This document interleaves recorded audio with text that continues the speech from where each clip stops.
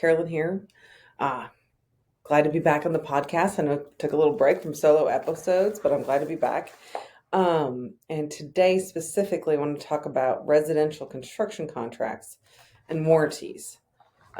Before we specifically dive into the warranty part, I do want to take a second to talk about why it's important to walk your client through the contract, right? First off, we kind of assume that people are supposed to read the contract, and what we find out is that most people don't even bother to read the contract. And a contract can't do its job if nobody reads it, right? So the job of the contract is to manage expectations, right? How is each party going to act? I'm going to work. When are you going to pay me? How are you going to pay me? What happens if you don't pay me? All of those things and what's expected of the basically the parameters of how we're going to work together. But if somebody reads it, then they're not going to understand the parameters and they're going to be lost from the very beginning. So there is something to be said from either when you're giving the estimate or when they sign the contract, maybe even having them the important parts of the contract that are important to you, like payment structure or, change order schedules, whatever is important to you. The punch out process, I highly recommend that be in your contract and you walk through what that looks like. Because really the key to preventing disputes is being upfront about the process and how everything is going to happen. Now, I say that, and you can do that the best you absolutely can. And some people are just difficult to deal with, but you can really tell that in the beginning if you're going to go through it and they're just not interested, right? And then trust your gut and don't work with these people. So really take the time to go through the very specific parts of the contract that are important to the success of the relationship. And that's the other thing too, is that a contract does not have to be written in legalese so nobody understands it, right? It should actually be written in plain English so both parties can understand what they're supposed to do, right? So like I said, especially if you're sending your contract electronically, maybe even before like a pre-job meeting where you kind of go over the important parts and how the relationship is going to work before you actually get started, I think is hugely important. So especially another part that you might want to go over with your clients when you're going through the contract is warranties, right? Now, warranties are very state specific. So, find an attorney in your specific state, or we can email me and we can talk specifically about what's required in your state. So I'm just going to talk in general terms here, but realize that it's some states don't require any warranties, some states do. And so I'm going to go with the general rule. The general rule is that most states build in a warranty whether you write it or not. Most states build in a warranty of good and workmanship-like manner, meaning that you're going to warranty that the work you did is good and in accordance with all rules, specifications, all of that kind of stuff. And actually the warranties that come as a default by the law can be very broad, right? And include a lot of things that you don't want to include to it and don't really have any limitations.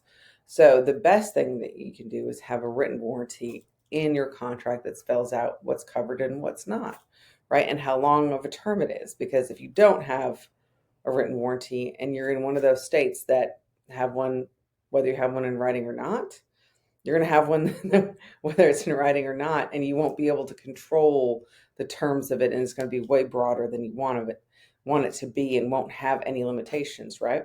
So one of the big limitations I usually put on a written warranty is that the warranty doesn't even apply until the contractor has been paid in full, right?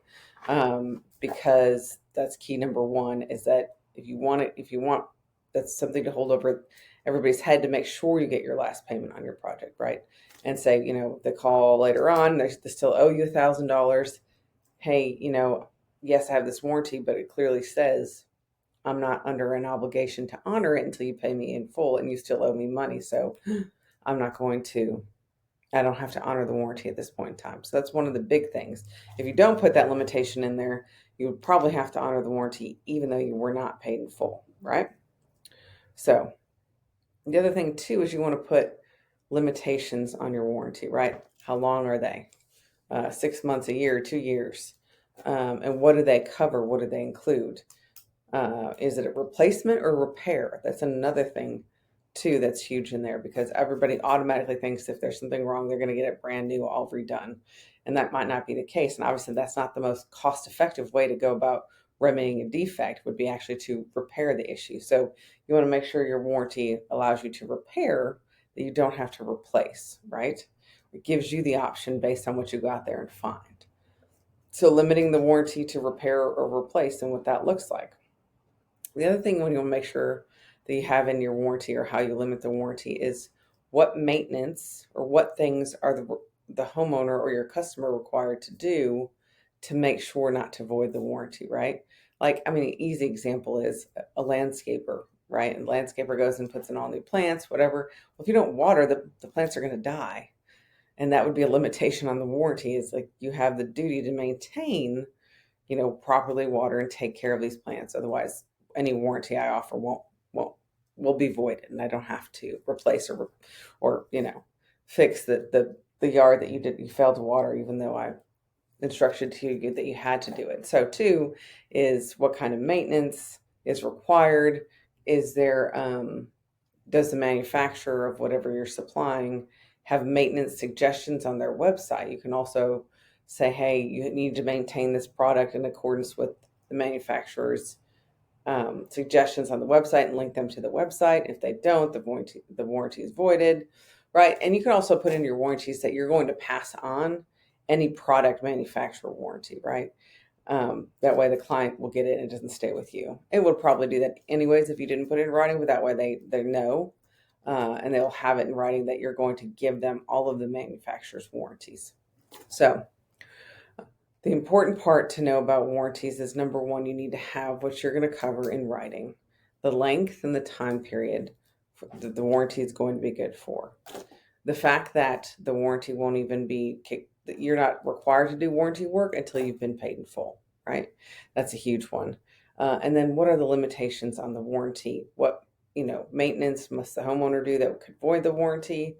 Being upfront about what that is, what their requirements are, and repair or replace, in the fact that when you're coming out to do warranty work, you have that discretion. It doesn't automatically have to be replaced. It can be repaired, depending on what you decide when you're out there as the contractor. Because if we're not clear, I've seen lots of disputes where something had to be, fixed, and the homeowner just automatically assumed it would be done brand new, and the contractor wanted to repair it. And if you don't leave that right in your contract to repair it, instead of replace it, you might get in trouble. So just be clear about, hey, I'm going to come out there and assess the situation, and I, the contractor, will determine if it's repaired or it's replaced. So, if we want to have a conversation specifically about the warranty requirements in your state and what that looks like, I'd love to do that. Give me a call, tag me on social media. We can talk more specifically about it. But do know, as part of a written contract, it is also, especially on the residential side, to have a clearly explained warranty and what it includes, right? And I know you guys are out there, most of you are doing work with just a scope of work or a proposal, and that, that's better than nothing, but your ass is open when it comes to stuff like this. Like, if you don't have a written warranty in your proposal, and you're one of those states that provides a warranty, it may be for 5 years that you have to warranty this job. You just don't know. And if you don't limit it by what's in writing, you can be exposing yourself to a lot of liability. So let's have a discussion about getting you a contract, no matter how small the project, and the warranty that should be in it. All right, guys, I hope this was helpful. I hope you have a great day, and I hope you continue to listen. Thanks.